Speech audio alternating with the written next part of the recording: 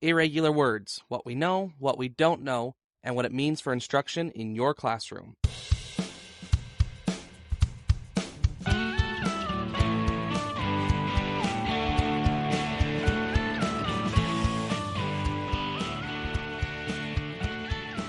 Hello and welcome to the Teaching Literacy Podcast. I am your host, Jake Downs, and we have Patrick Wells helping out with production in the background. I'm very glad to have you with us for this episode today. I hope it finds you happy. I hope it finds you healthy as we enter the home stretch of 2022. Just a reminder that if you appreciate the show, you can always drop a donation supporting the Teaching Literacy Podcast. You can do that by going to Venmo on the business side and donating to @TeachLitPod. Again, this isn't a business, but I had to sign up that way because Venmo wouldn't let me have two accounts. And then if you also interested, you can go to teachingliteracypodcast.com, click on About Your Host, and you can donate securely via PayPal on the website.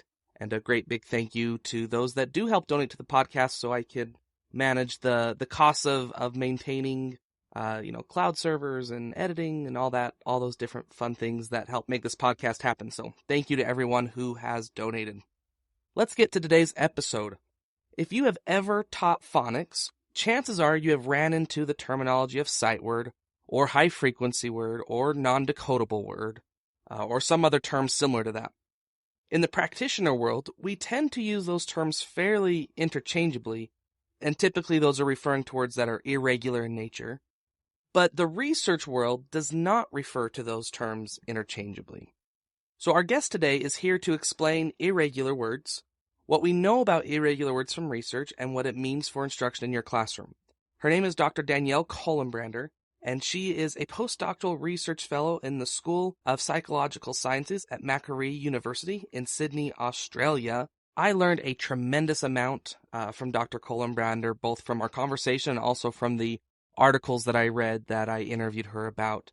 So please sit back and enjoy the episode learning about irregular words, and stick around after the interview for my take on the conversation.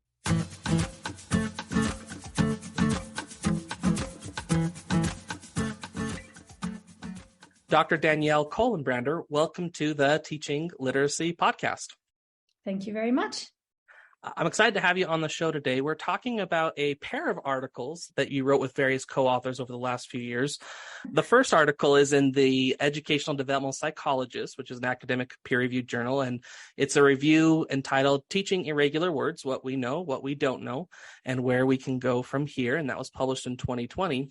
And then just this past spring, you released an article entitled Teaching Children to Read Irregular Words, a Comparison of 3 Instructional Methods, and that was in the Journal of Scientific Studies of Reading. So very happy to be talking with you today about irregular words and helping us with some more nuanced thinking around how to approach irregular words and what it means for instruction. Before we jump into it, will you just give us a brief background of your history, research interests, and what drew you to researching irregular words?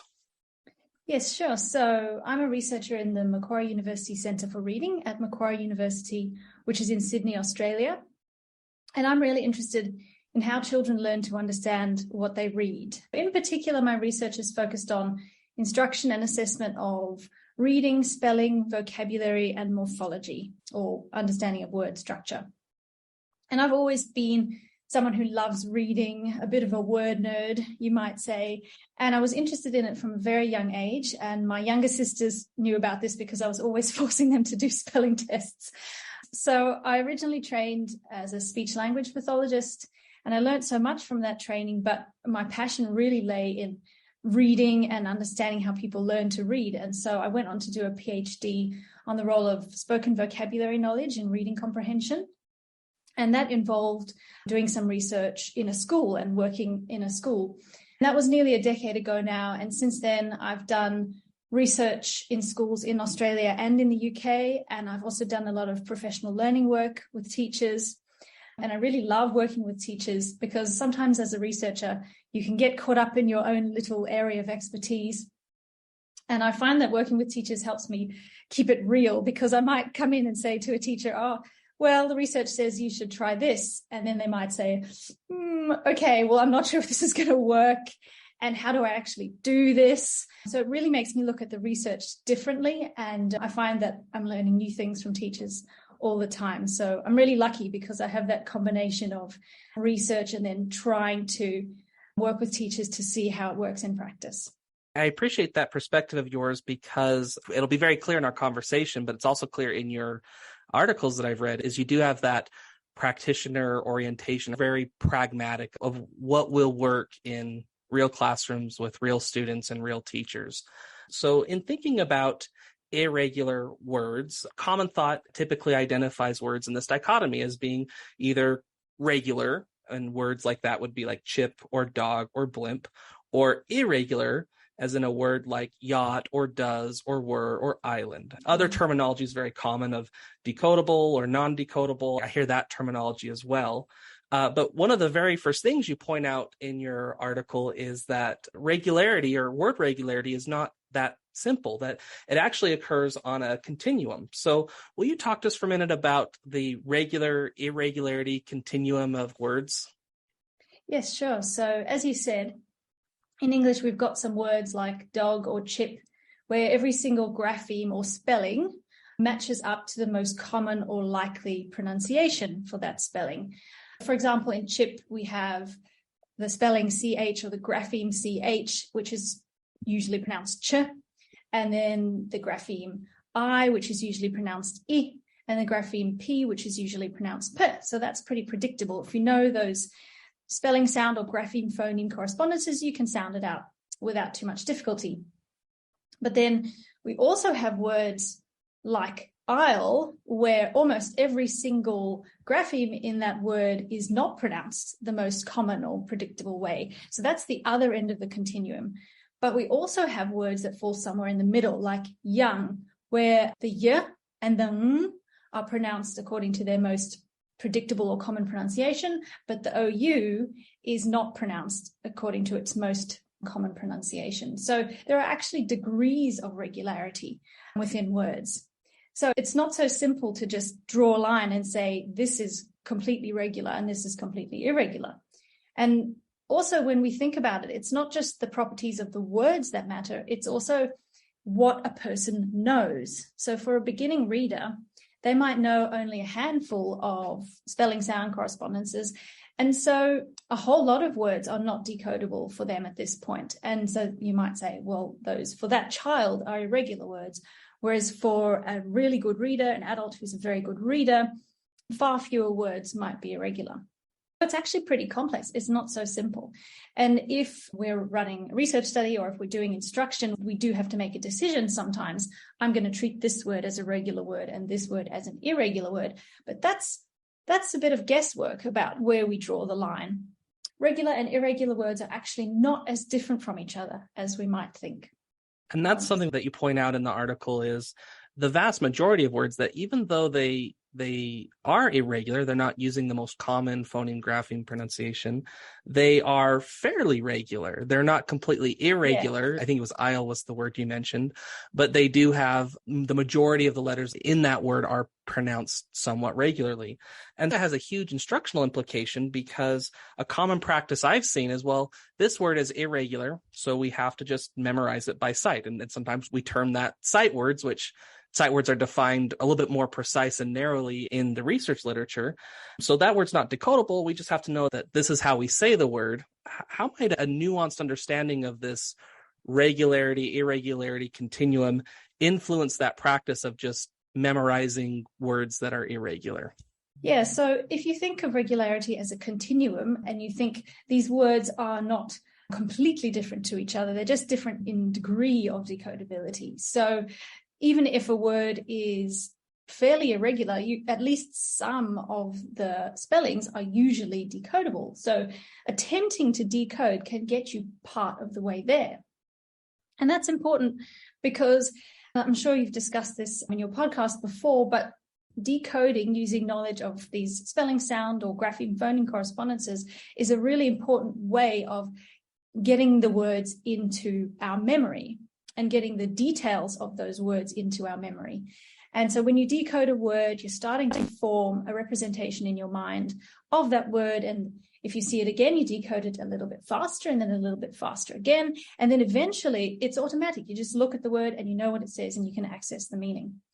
And then when you do it that way, you have this very detailed and precise representation of the word in your mind. And that makes it just easier to retrieve the sound and the meaning the next time you see it. So that process we know operates for words we consider regular, but if we think that it's possible to decode at least parts of even irregular words, that process might also operate for irregular words. Maybe not all of them, maybe not the most extremely irregular ones, but for the vast majority of words, decoding the word can get you part of the way there. So you don't necessarily need to treat regular and irregular words as if they're completely different from an instructional perspective. They might need a different approach, but you don't need to treat them as though, well, we can't decode them at all. You can sometimes and often attempt to decode them. So what you're saying is that even a partial phoneme graphing mapping process happens, it's still going to benefit that reader, even if the word isn't completely 100% regular. Yes, as long as they do get to the correct pronunciation of the word eventually. We've all had the experience of, reading a word and later we say the word and everyone laughs at us because we didn't know how to actually pronounce the word. Like a common one is the word mauve.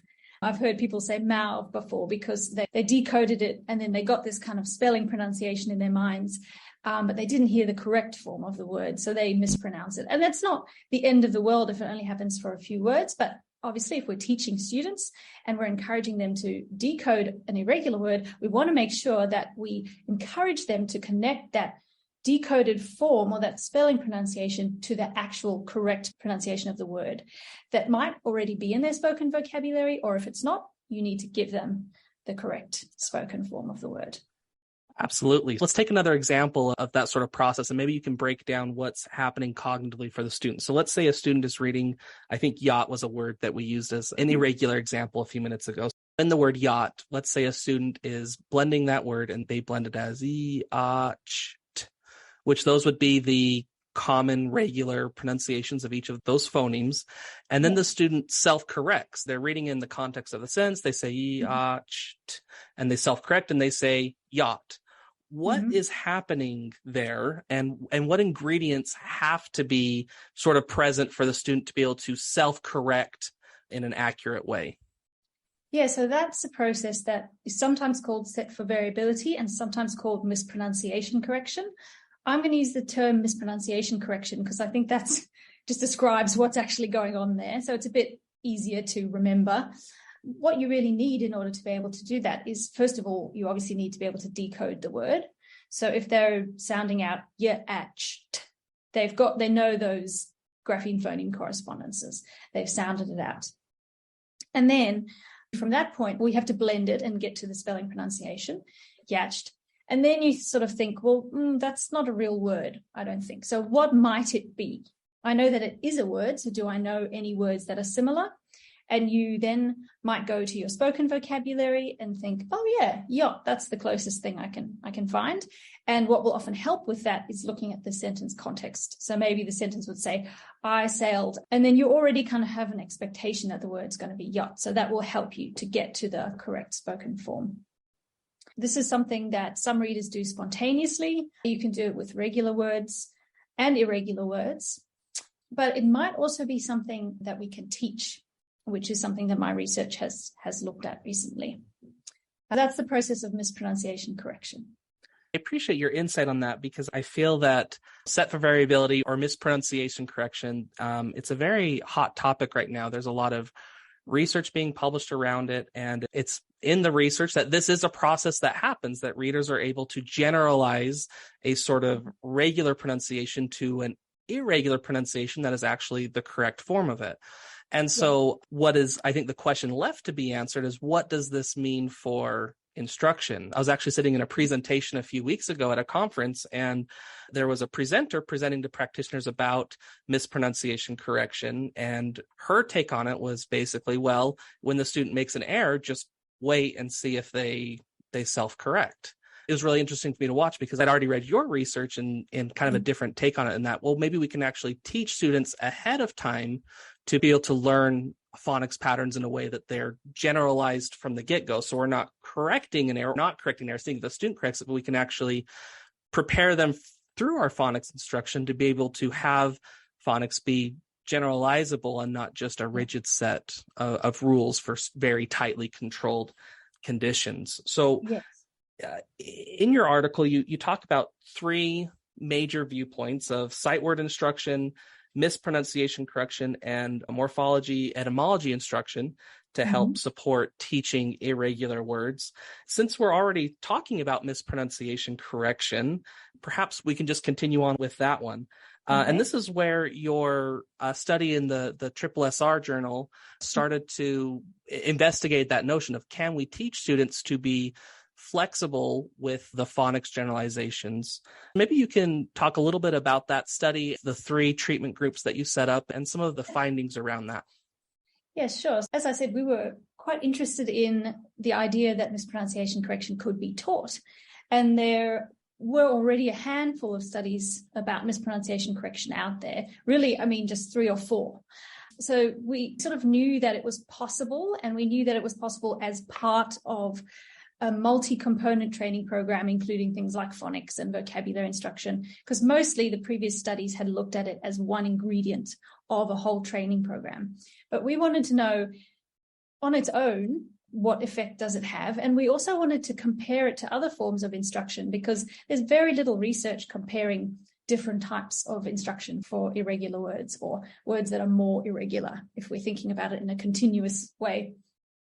You mentioned sight words before, and I will come back to that now, because we sort of have to go through that in order to understand why we chose the training conditions that we did. As you know, sight word instruction, that term is very controversial, and the instruction method is very controversial. So in the sort of reading research literature, when we talk about sight words, what we usually mean is any word that a person can read really automatically just by looking at it, which is the ultimate goal of reading instruction. We want a lot of those really automatic words to be in a person's memory. But when you hear people talking about sight word instruction, what they're normally talking about is a kind of memorization of the written and spoken form of a whole word. So people often think of it as kind of rote learning, looking at a word, saying the word, and just remembering that word. But sight word instruction can take a whole lot of different forms. Some people have heard of look, say, cover, write, check, which is one form of it. Some people just do look and say. Some people might do look and write. There's a whole lot of different things going on out there. And it's controversial because if that's the main way that you teach reading, then it doesn't encourage decoding. It doesn't encourage students to look at the details of the word as they learn it. And then it can maybe encourage kind of guessing. And if that's the only way that you teach reading, it's really inefficient, because you basically then have to learn each word, or in theory, you have to learn each word separately. And you don't have those decoding skills as a tool you can use to attack a word that you've never seen before. So some people would say you should absolutely never do it. It's a terrible idea. Well, it's a bit more complicated than that. So interestingly, there is some research to show that if you teach a very limited set of the most frequent words in that way, actually it can be quite efficient. So if you teach phonics and you're teaching a whole lot of grapheme phoneme correspondences, and you teach a small set of sight words, that can give children access to a wider range of text a bit more quickly. And that's important because we want children reading independently as quickly as possible, because we know that the more children read, the better they get at it, the more words they learn, the easier they find it to learn from what they read. So that's what we want. So maybe there actually is a reason to teach a small set of sight words in conjunction with phonics instruction. And if that's the case, then how should we do that? How should we teach that small set of irregular words? That is one thing we were interested in the study. So we had our mispronunciation correction condition, and we had a look and say condition where children literally just looked at the written word. The instructor said it aloud, they repeated it the instructor said it again, they repeated it again. And then we had a look and spell condition where they did that, but they also wrote down the word. So they didn't decode the word, they just said it aloud and they wrote it down. And then we had our mispronunciation correction condition. Now, in mispronunciation correction, as we've sort of talked about, it normally happens in the context of a sentence because you can use sentence context to help you work out whether your decoding has been correct, whether you've got to the right word. But because we wanted to compare these training conditions and we really wanted to only make them differ in what we thought were kind of the key ingredients that differed between them. So we wanted to make them similar in a lot of ways. We wanted to have the same amount of instructional time across conditions. We wanted to give them the same exposure to the spoken and written forms of the words so that when we look at our results, we can say, okay, we're sure that the differences in learning are because of these specific differences in instruction. So we did kind of a one-word mispronunciation correction where we showed kids pictures of the words instead of using written sentences. And the other reason we did that is because they were in kindergarten. So they were only in their third term of formal schooling. And in Australia, that means they're about 5 years old. So they weren't particularly good at reading sentences. So we used pictures. And then children across all conditions saw pictures of the words. So that was balanced as well. So in the mispronunciation correction condition, what we did was basically we decoded the word for the students. So then we got them to decode it with us. So say the word was young, we would have said, yeah, ow, young. And then we said to them, is young a word that you know? And then hopefully they said no. And then we said, okay, can you think of another word that sounds like young? Just think about it. Don't tell me. And then we'd show the word and the picture, which for the word young was a picture of a baby and a puppy, things that are young. And then they would say young. And we'd say, that's right, the word is young. Say it again, young. So they had the experience of the decoding. Then they heard the spelling pronunciation, the regularized form of the word, young. And then they saw the picture and they heard the real pronunciation of the word. So that was mispronunciation correction. We had 87 kindergarten children from 2 schools, and the classroom teachers put them into groups, and then we assigned the groups to those 3 training conditions. And then there was one group that didn't receive training straight away. They received it later. So they were our waiting list control group. And we taught children 12 irregular words over 3 10-minute sessions. So it wasn't, very intense or very long. It was pretty short training. And we chose words that we thought they would know in their spoken vocabulary, like young and heart, but they were unlikely to have seen the written forms. And again, these words are not very irregular because we're talking about kindergartners who don't know very many grapheme phoneme correspondences. So they're words with only kind of one irregular grapheme phoneme correspondence. After we did the training, we tested their ability to read the words aloud. And we also got them to choose between 3 different potential spellings of the word. So, for example, for young, we had the correct spelling of the word young. Then we had a 1-letter different spelling, like Y-A-U-N-G. And we had a regular spelling, Y-U-N-G. And we wanted to see, how detailed their knowledge was of the written form. And they had to just circle the one that they thought was the correct spelling. What we found is that mispronunciation correction and look and spell training overall were more effective than the look and say training and than the no training condition. And for reading aloud, we did find that the children in the look and say condition were slightly better than the ones who didn't get any training, but the mispronunciation correction and look and spell were better again than the look and say conditions. And there weren't any clear differences between mispronunciation correction and look and spell, which was interesting to us because we did think, well, maybe mispronunciation correction will be more effective because it includes the decoding and connecting the word to spoken vocabulary. But actually, spelling, writing the word, and the mispronunciation correction conditions were very similar to each other.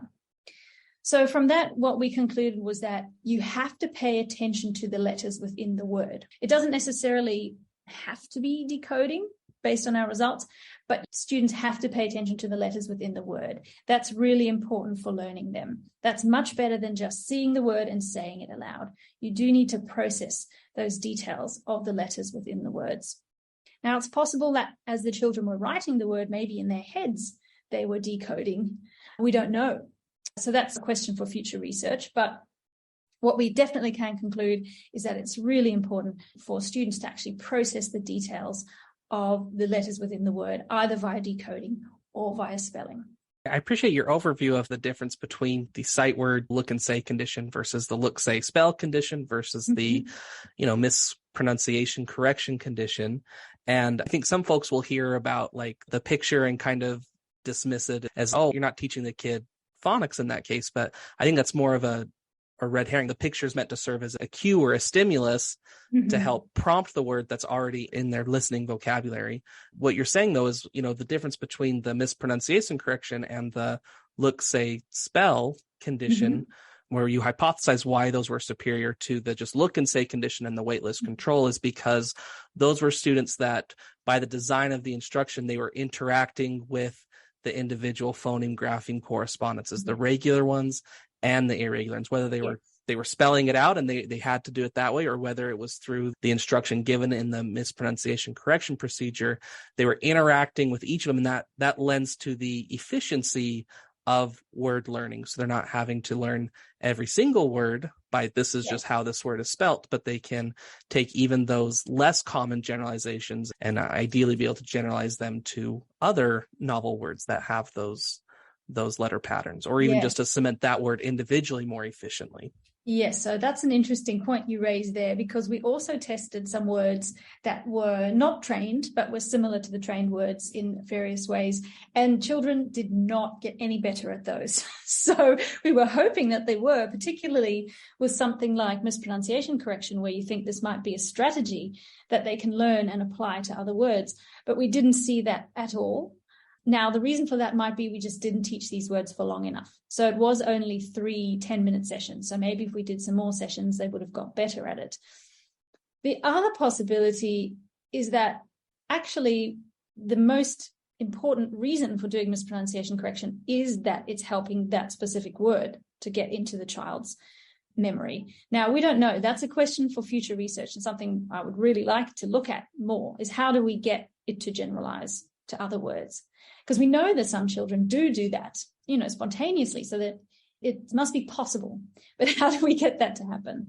And one other thing I would say that most people don't know this, but actually there are some studies of sight word instruction of a look, say, cover, write, check method that show that actually sometimes students can generalize words taught that way to other words that are similar in their spelling, almost like an analogy. So it's not actually the case that you never get any generalization from that method. There's not a huge amount of research on it, but there are a few studies of this. And even with children with reading problems, you can get some generalization. But that training was much more intensive than ours. It lasted much longer. And so I think that's probably the key there, is maybe we didn't do it for long enough. And I think that points to sort of the design of research of a listener might be hearing, well, it was only 84 kids and was only over 3 sessions, and think that it's a poor study. But because it was small, it was very tightly designed, very tightly controlled. And for the research questions you were asking, I think it was a very appropriate study designed to say, well, which group initially learned the words, better. And then future research can build upon that with larger doses or varying treatment conditions. And that's how research works. It's better to have smaller studies that are more tightly controlled initially before running in and doing these large studies that are so sloppily designed that you can't pick out correlation from causation. Absolutely. We know that to go from what we've learned now to instruction is a lot of steps.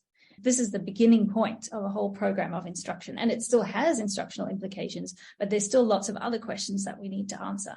And so what we really wanted to do with this study was do exactly what you were saying there, which is really try to tease apart in a very controlled way the differences between these types of instruction, because nobody had done that before and people make a lot of assumptions. But what I have certainly learned with doing research for a long time now is you can make assumptions and you can be fairly sure something's going to work a certain way. And then you test it and it is not what you thought. And your own impressions, sometimes you pay attention to certain things and not to other things. It is important to test these things.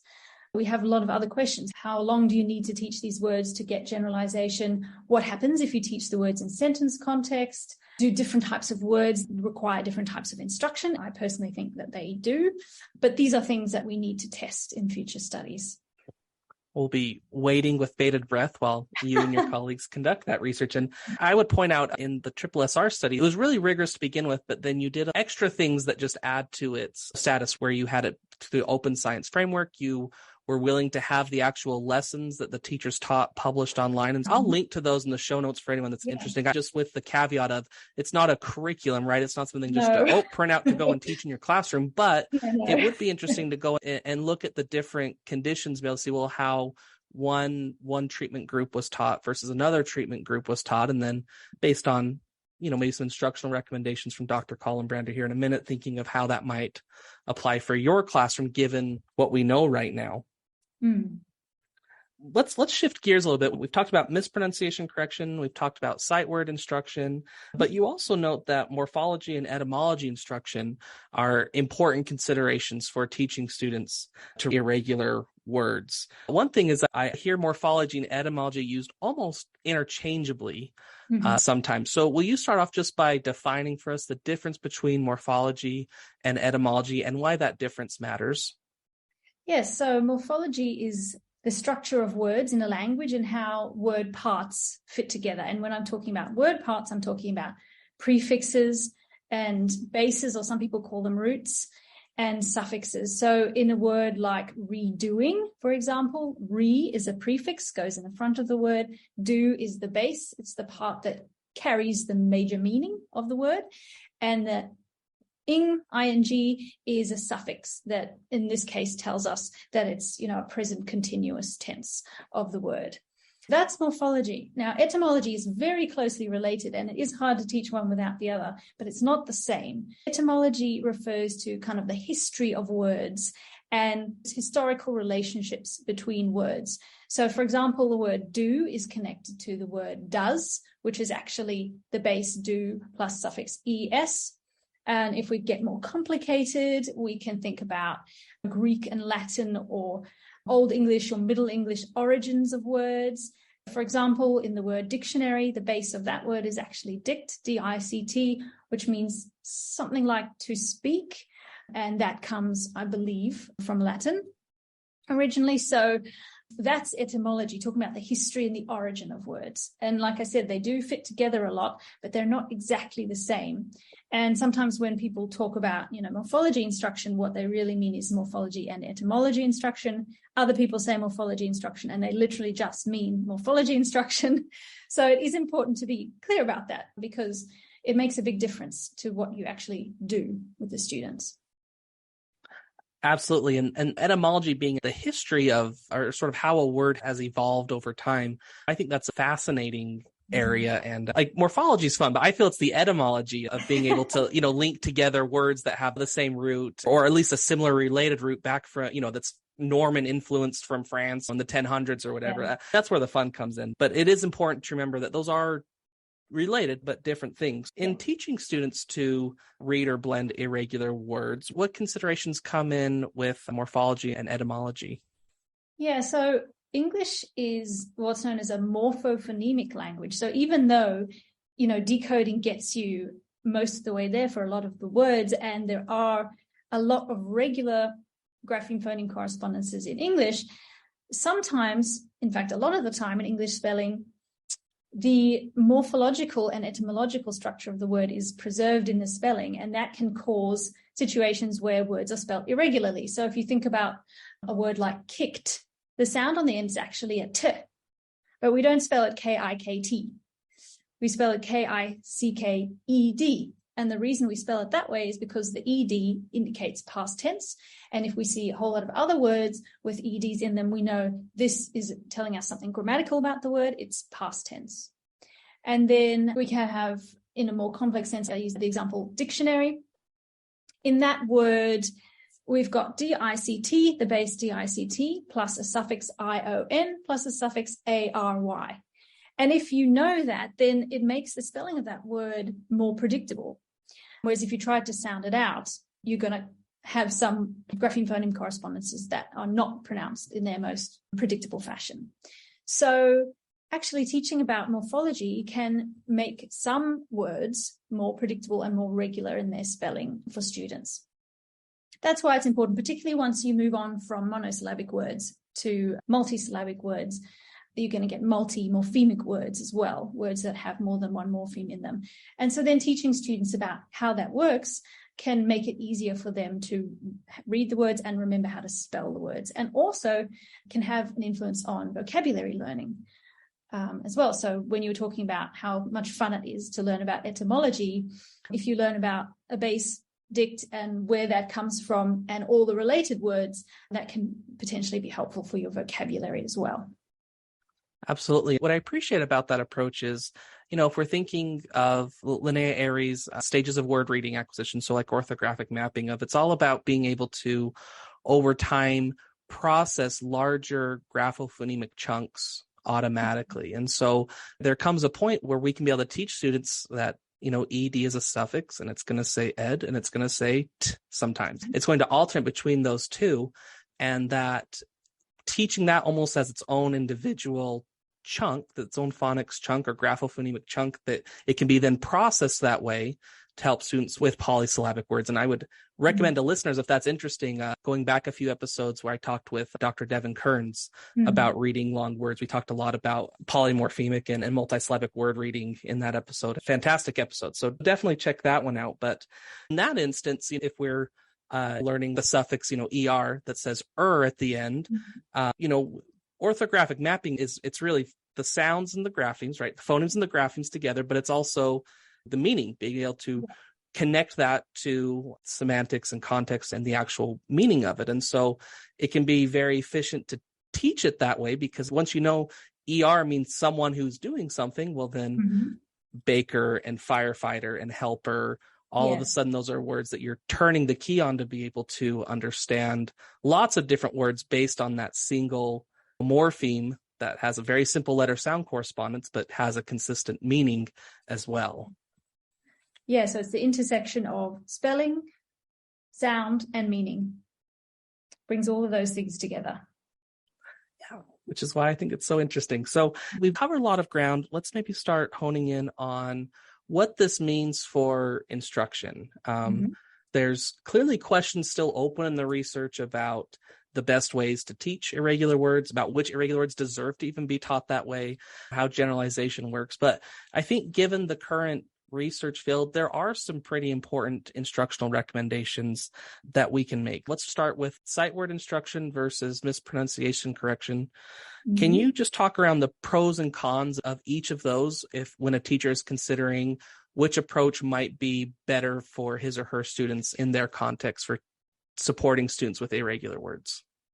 Yeah, so with the sight word approach, one thing you have to be very careful of course, is you always want to make sure that there is some processing of the grapheme phoneme correspondences, or at least the letters within the words when you do it. So either decoding the parts of the words that students can decode or writing the words, you need to do that as well. You can't just get them to say the word and memorize it from just looking at it and saying it. You really want to get them to process the letters within the word. So that's, of course, an important caveat.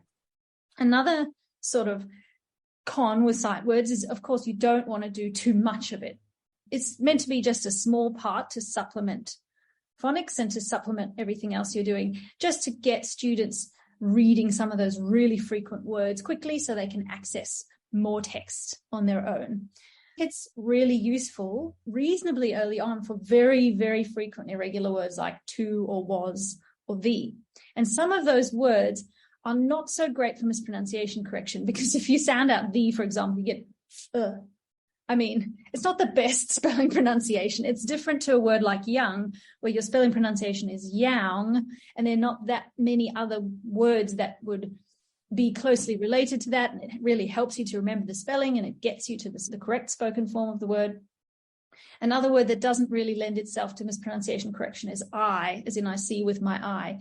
Like Yeah, it doesn't really, it's not great. So there are some words for which mispronunciation correction is a bit awkward, or it just doesn't really work. And so for those words, if they're very frequent, then sight word instruction might be a way that you go with those words. And then once students know a fair few grapheme phoneme correspondences, they're getting better at decoding, that's when mispronunciation correction could become a really powerful tool to work with. You can get students to do that initially with single words where you provide spoken sentence context if they can't read the sentence context on their own. One thing I would also say is that there is some research to show that if you're trying to get children to learn the written forms of words, then they tend to be able to learn that better when they see the word in isolation than when they see the word in written context. So when they're reading independently and they already have some skills, the sentence context can help them get to the right pronunciation of the word. But when they're learning that word for the first time, then they tend to learn it better when they see the word in isolation. So then if you're doing mispronunciation correction with some irregular words that you really want them to know for the first time, you probably want to do that with just the written word and then with spoken sentence context. But then once you've done that for a little while, you can start getting them to practice that in written sentences and even as they're reading books as a strategy that they can use themselves when they come across a word they don't know in reading books. So mispronunciation correction is pretty flexible. But as I said, there are some words where it's just not really going to help you that much. If those words happen to be very frequent words that you really want the kids to be automatic with, that are not particularly easy to decode, then you can use sight word instruction, but always make sure that you are getting them to either decode the parts that they do know or to write it down. So in either case, the goal is to be able to have the students interacting with the individual phoneme grapheme correspondences within the word. And then either approach it's just going to vary by the context and the specific word. So maybe if I can offer up a couple examples of, let's say that in a small group reading instruction, the students are reading, an individual student's reading a word out loud, and then they blend the word regularly, but it's an irregular word. That might be a more opportune time for a mispronunciation correction procedure where, you know, yes, if we were to blend this word, this is what it would sound like, but this word is actually, and say the word or ask if anyone else would be able to generate that word spontaneously. But that might be more apt for something like a mispronunciation correction, whereas sight word might just be more when it is like a 2 or a 3 letter word and there's just no materials to work with and to just say, well, you know, that word is the, right? And there's a, you know, it's doing the voiced inflection there on the TH, and then it's actually the schwa sound on the E. But either way, we're trying to get students to interact with the graphemes and the phoneme grapheme relationship. Yes. Yeah, we want that really detailed knowledge of the spelling of the word in their minds so that it's very automatic when they see it again. And also, you know, obviously for their spelling, so that they know the letters in the word in the correct order for spelling as well.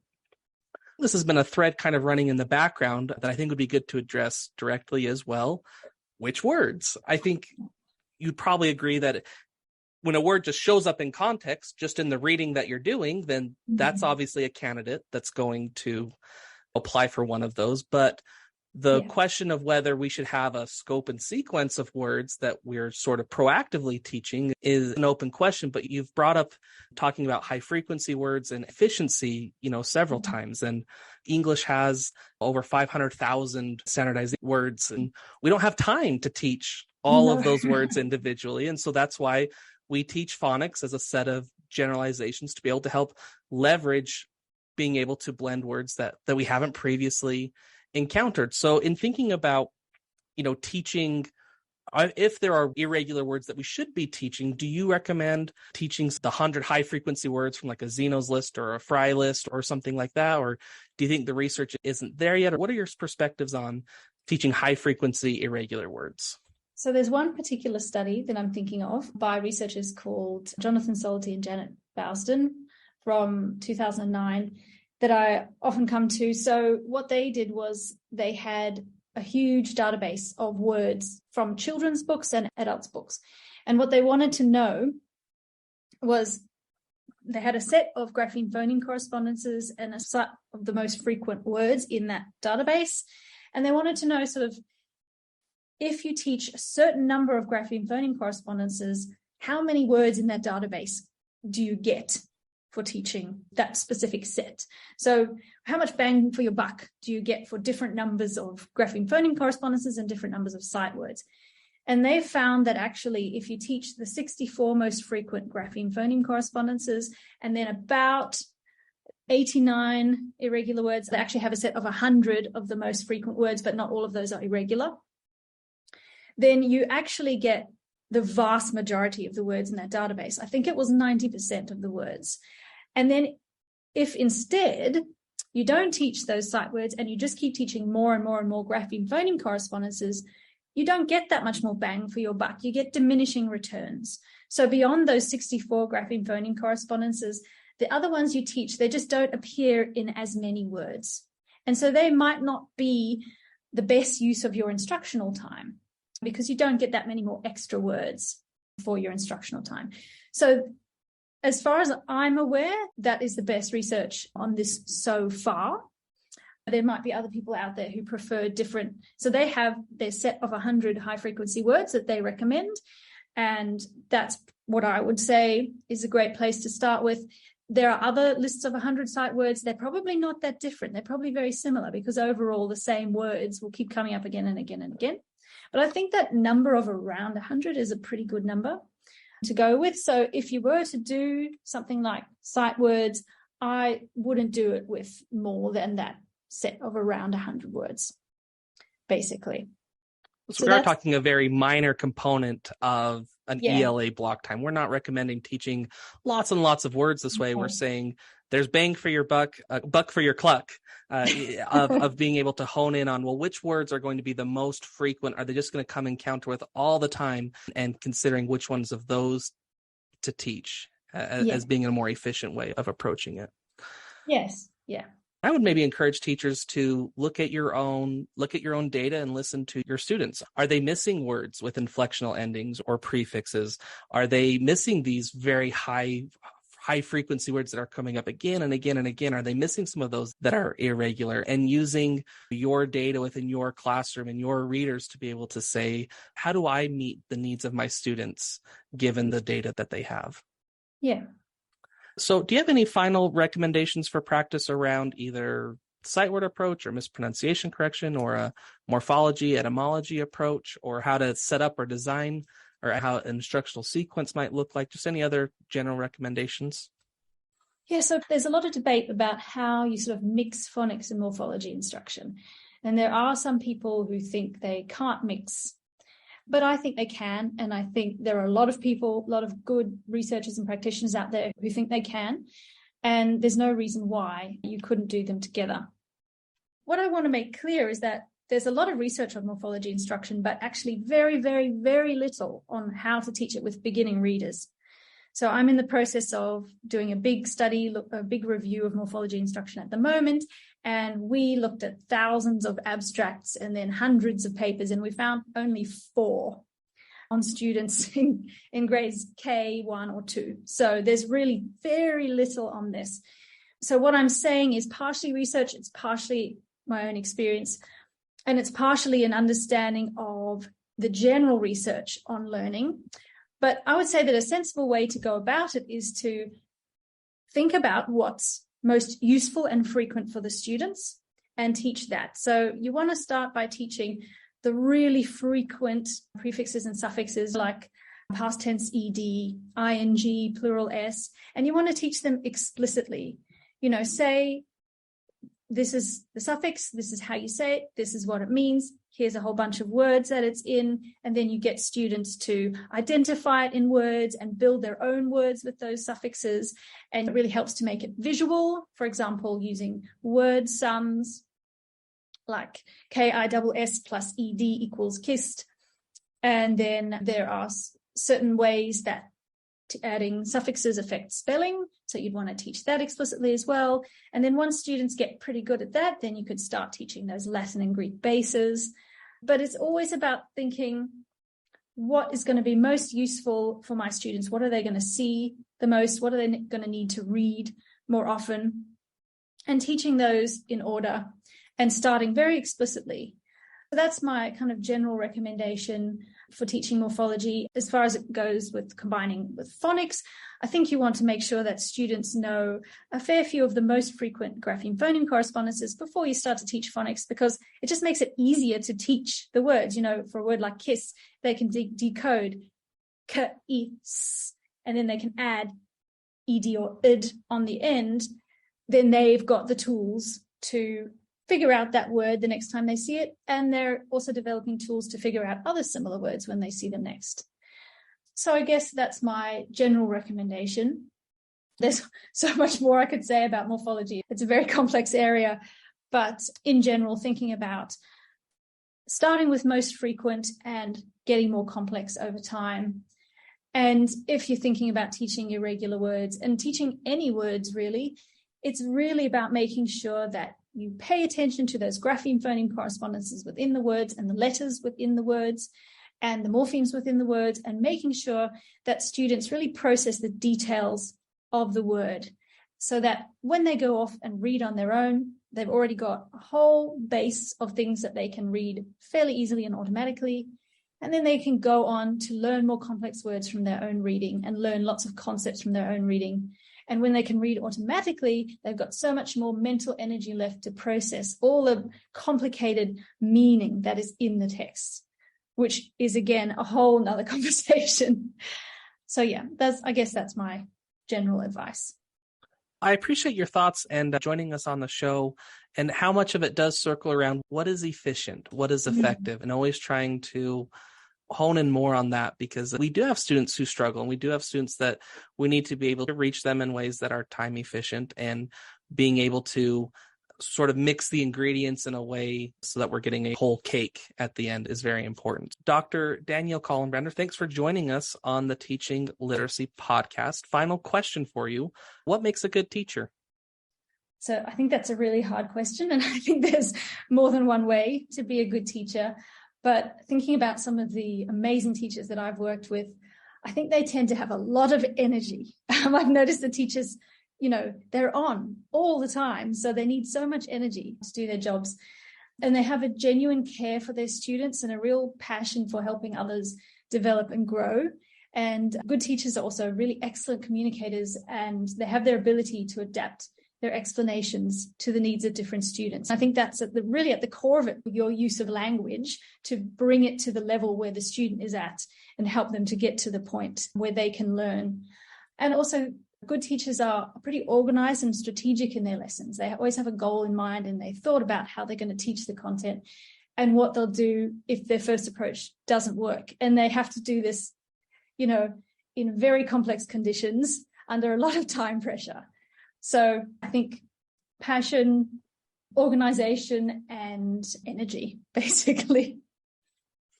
Wonderful. Dr. Danielle Colenbrander, thanks for joining us on the Teaching Literacy podcast. My pleasure.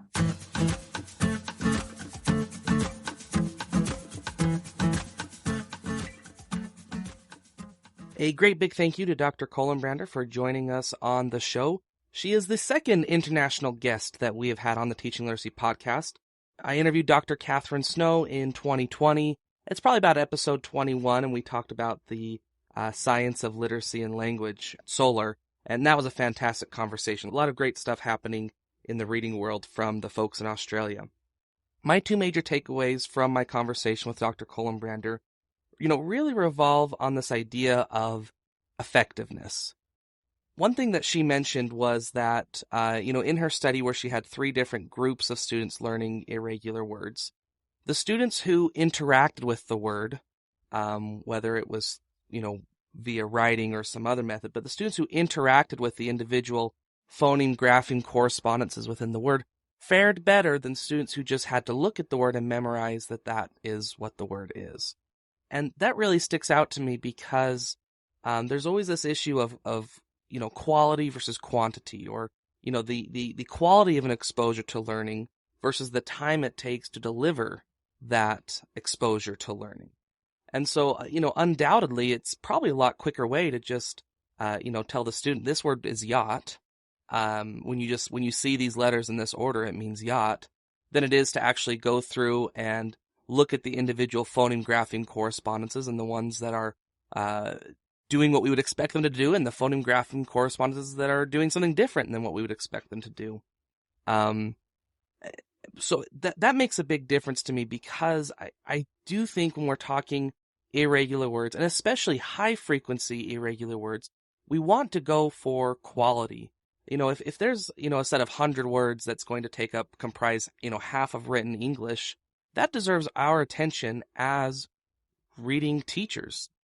Our goal should be to unlock text for kids, and if we can unlock half of written English with 100 easy words, or 100, I guess they're not all easy, but 100 words, and a mix of those words are regular and irregular and anywhere in between, I think we should do that.